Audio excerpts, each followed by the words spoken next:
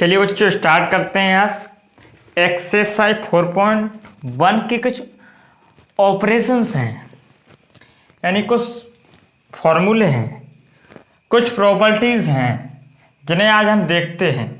हम आपको आज एक्सरसाइज नहीं कराएंगे, लेकिन हम आपको कुछ प्रॉपर्टीज़ हैं, इन्हें बहुत बताना बहुत ज़रूरी है। यदि एक साथ सभी को पहले बता देंगे तो आपको थोड़ा समझने में थोड़ी आसानी रहेगी। चलिए 4.2 के लिए चलते हैं प्रॉपर्टी नंबर फर्स्ट पर। प्रॉपर्टी नंबर फर्स्ट क्या है? प्रॉपर्टी नंबर फर्स्ट है बेटा, यदि एक डिटरमिनेंट्स के रो और कॉलम को आपस में चेंज कर दिया जाए तो उसका जो मान होता है वो चेंज नहीं होता, वो अपरिवर्तित रहता है। जैसे आप समझिए, आपकी बुक में भी आसानी से पढ़ सकते हैं। आप समझिए, यदि एक डिटरमिनेंट्स को हम रो को कॉलम में चेंज कर देते हैं, किसमें? रो को हम कॉलम में चेंज कर देते हैं तो उसका जो मान आएगा, फाइनल आंसर आएगा, यानी कि जो मॉड ए आएगा। जैसे एक डिटरमिनेंट्स मॉड ए दिया हुआ है, ए, वो A B C D E F G H I, एक बेटा ये मैट्रिक्स दिया हुआ है, डिटरमिनेंट्स दिया हुआ है। तो यदि हम इसके रो को कॉलम के साथ परिवर्तित कर दें, मीन्स दैट रो 1 को हम कॉलम 1 बना दें, तो इसका जो फाइनल आंसर होगा, फाइनल वैल्यू निकल के आएगी, जो मान निकल के आएगा, उसमें कोई भी चेंजमेंट नहीं होगा, कोई भी बदलाव नहीं होगा, वो अपरिवर्तित रहेगा। कैसा रहेगा? अपरिवर्तित। प्रॉपर्टी नंबर फर्स्ट बेटा ये अपनी क्या है? यदि हम किसी सारणी के अवयव कॉलम या रो, स्तंभ या फिर पंक्तियों को आपस में बदल दें तो उसके मान में कोई परिवर्तन नहीं होगा। अब देखते हैं property number first. I hope आपको प्रॉपर्टी नंबर फर्स्ट अच्छे से समझ में आएगी। अब प्रॉपर्टी नंबर सेकंड, यानी कि अब आपके समझ में आए। जैसे हम एक बार और आपको समझाएं, रो 1 को हम कॉलम 1 बना दें, है ना। ए बी सी को हमने क्या कर दिया? कॉलम 1 बना दिया ना। R2 को हम कॉलम 2 बना दें, R3 को हम कॉलम 4 बना दें। रो और कॉलम को आपस में परिवर्तित करने से उसका कोई भी मान चेंज नहीं होता, जो उसका मान पहले आएगा वही अब आएगा, है ना। इसके जो एग्जाम्पल्स हैं वो नेक्स्ट करेंगे, अभी हम आपको प्रॉपर्टीज बता रहे हैं, ये होती है निश्चित है। अब देखिए प्रॉपर्टी नंबर 2,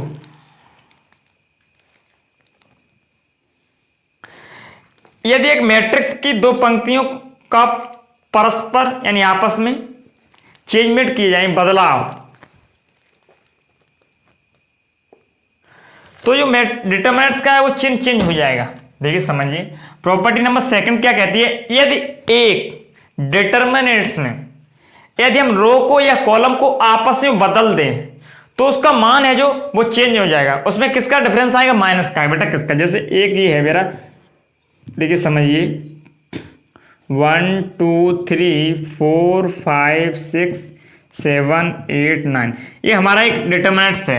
सेकंड प्रॉपर्टी हमारी क्या कहती है? यदि हम किसी डिटरमिनेंट्स की रो को आपस में बदल दें, रो को फिर या कॉलम को, तो जो उसके मान में जो उसका वैल्यू आएगा उसमें माइनस चिन्ह लग जाएगा, यानी उसमें माइनस चिन्ह का परिवर्तन हो जाएगा। जैसे हमने बेटा कॉलम 3 से कॉलम 2 बना दिया, यानी C2 change C3, C2 column को C3 कॉलम बना दिया। 1 4 7 2 5 8, सॉरी यहाँ लाना है C3, 3 6 9 2 5 8। यदि हम आपस को कॉलम या रो को आपस में बदल दें तो हमारा जो फाइनल आंसर होगा, जो फाइनल हमारा यहाँ आंसर निकल के आएगा, उसमें माइनस का चिन्ह लग जाए, यानी कि उसमें एक बार बदलने पे एक रो को दूसरी रो के साथ बदलने पर माइनस चिन्ह आता है। यदि आपको दोबारा फिर से कोई रो कॉलम चेंज करना है तो फिर एक और माइनस आएगा, यानी एक माइनस और बढ़ेगा, तो माइनस माइनस प्लस हो जाएगा। यानी जितनी बार भी आप रो को कॉलम के साथ चेंज करेंगे उस बार फाइनल आंसर में जो मान आएगा उसमें माइनस का परिवर्तन आएगा। किसका आएगा? माइनस का। चलिए प्रॉपर्टी नंबर 3 देखते हैं। Property number third, property number third क्या कहती है, यदि किसी डिटर्मिनेंट्स में, यदि किसी सारणिक में, प्रॉपर्टी नंबर थर्ड कहती है बेटा, यदि किसी सारणिक में दो रो या कॉलम समान हैं, इक्वल हैं, तो उसका मान शून्य होता है। क्या होता है? जीरो।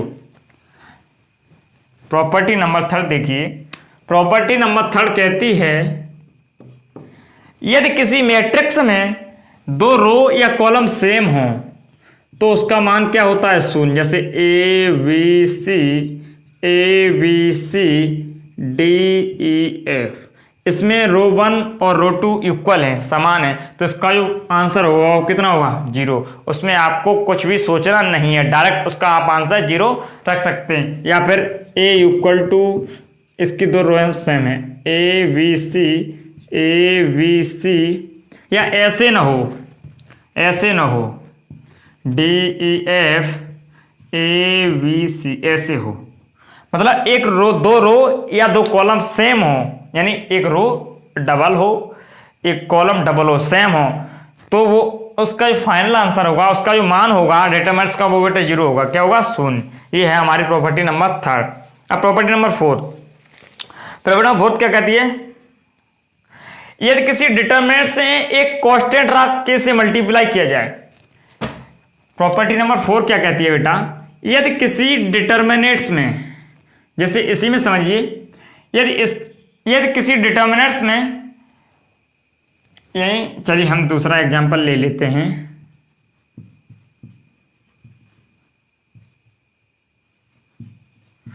यदि किसी डिटरमिनेंट्स में किसी कांस्टेंट राशि के साथ मल्टीप्लाई किया जाए, किसी रो में या कॉलम में, तो उसके आंसर में भी कांस्टेंट राशि के से मल्टीप्लाई हो जाता है। यानी कि आप क्या सुन रहे हैं, हमने क्या बोला बेटा, यदि किसी, प्रॉपर्टी नंबर 4 है हमारी, वो कह रही है कि यदि किसी डिटरमिनेंट्स में के किसी भी रो या फिर किसी भी कॉलम में एक कांस्टेंट राशि को भी हो सकती है के, हम यहाँ क्या मान रहे हैं के, यदि किसी में, इस रो में, कोई भी रो में, चाहे रो 1 में, चाहे रो 2 में, चाहे रो 3 में, कॉलम 1 में, कॉलम 2 में, कॉलम 3 में, किसी भी ने यदि किसी कांस्टेंट राशि से मल्टीप्लाई हो रहा है, पूरी रो में या पूरी कॉलम में, तो आपको बस सीधे आंसर निकालना है, इसको कांस्टेंट राशि को छोड़ देना है, नीचे क्या करना है, जो आंसर बेटा आएगा उसमें उसी कांस्टेंट राशि से मल्टीप्लाई हो जाएगा। क्या होगा? उसी कांस्टेंट राशि से मल्टीप्लाई हो जाएगा। चलिए प्रॉपर्टी नंबर 5 की ओर। आई होप आपको सभी अच्छे समझ में आ रहा है। यदि आपको कोई डाउट है, आपको नहीं समझ में आ रहा है, तो आप हम उसे कमेंट सेक्शन में मेंशन करेंगे, हम आपको और अच्छे से नए तरीके से समझाने की कोशिश करेंगे। प्रॉपर्टी नंबर 5, प्रॉपर्टी नंबर 5 क्या है बेटा, अच्छा, यदि किसी डिटरमिनेंट्स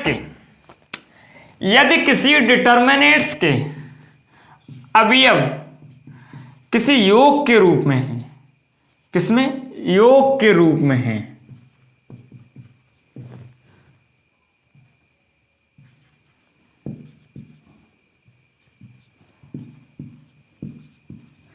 यदि किसी डिटरमिनेंट्स में कोई अवयव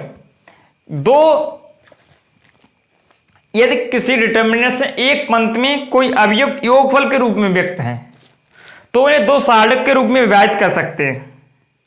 तो उन्हें किसमें बेटा विभाजित कर सकते हैं? दो सारणिक के रूप में। देखिए कैसे, ये फर्स्ट रो है, ये हमारी दो अवयवों का योग है ना, a1 + a2, b1 + b2, तो हम इसे दो सारणिक में डिवाइड कर सकते हैं। जैसे कैसे, a1 b1 c1, इसके नीचे क्या आएगा, a2 b2 c2, a3 b3 c3, a3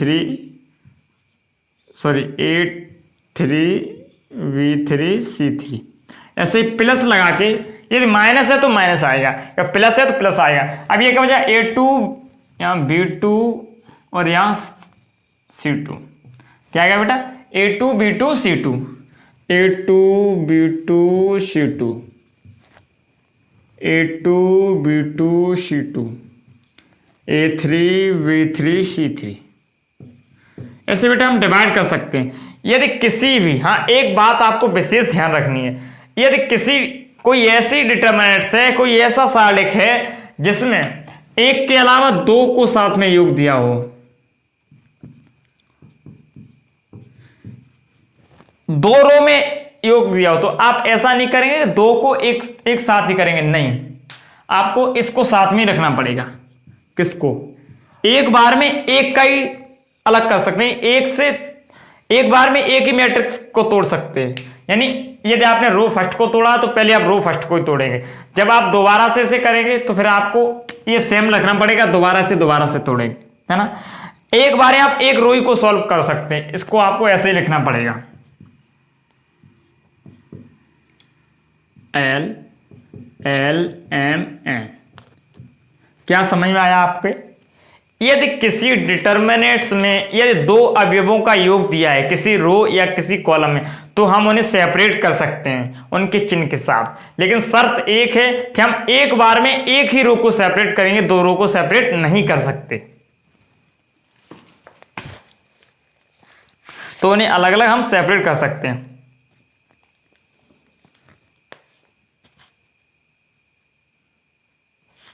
देखिए बेटा, प्रॉपर्टी नंबर 6 क्या कहती है? यदि किसी रो और कॉलम दोनों में किसी कांस्टेंट राशि के साथ मल्टीप्लाई किया जाए,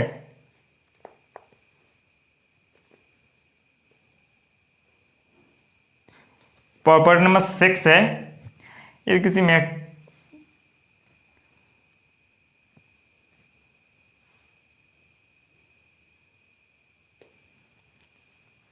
देखिए बेटा, यदि किसी मैट्रिक्स में, प्रॉपर्टी नंबर 6 क्या कह रही है कि यदि किसी मैट्रिक्स में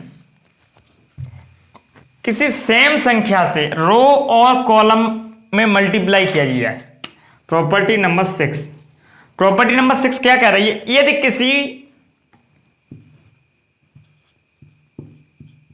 मैट्रिक्स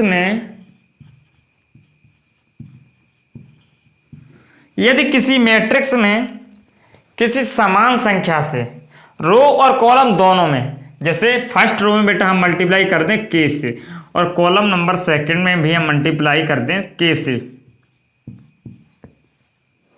तो इनके मान में कोई परिवर्तन नहीं होता है। क्या नहीं होता है बेटा? इनके मान में कोई परिवर्तन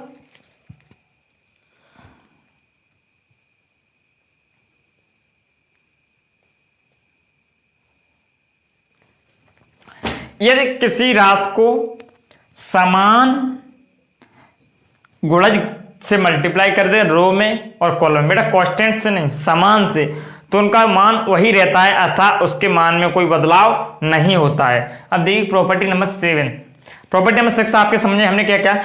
यदि किसी मैट्रिक्स में यदि किसी डिटर्मिनेंट्स में कोई समान से गुणा कर दिया जाए, समान राशि से गुणा कर दिया जाए, समान नंबर से मल्टीप्लाई कर दिया जाए रो और कॉलम दोनों में, तो उसके मान में कोई परिवर्तन नहीं होता है।